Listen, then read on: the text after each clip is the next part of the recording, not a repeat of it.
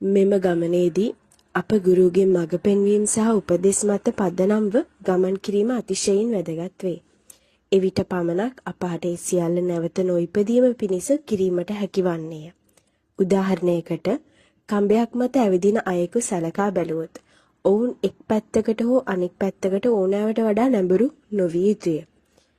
ඔවුන් නිරන්තරයෙන් කුඩා ගැළපීම් සිදු කරමින් කඹය මත සමබරව සිටීමට උත්සාහ කරයි.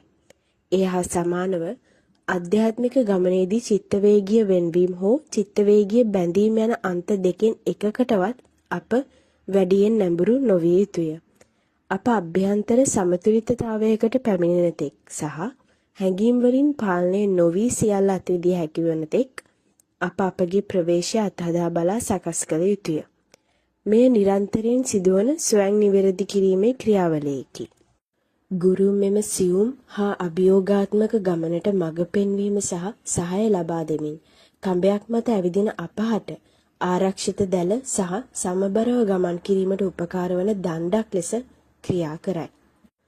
මෙම අභියෝග ජය ගැනීමට සැබවින්ම අවශ්‍ය වන්නේ සත්‍ය දැනුමට ප්‍රවේශ වීමයි. මෙම දැනුම හුදෙක් බුද්ධිමය දැනුමක් නොව අත්දැකීම් සහිත දැනුමකි.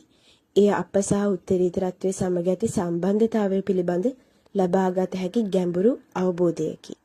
තවද මෙම සත්‍ය දැනුම ලබාගත හැකි ලෝකෝත්තර ගුරුවරයෙකුගේ මඟ පෙන්වීම මගින් පමණි.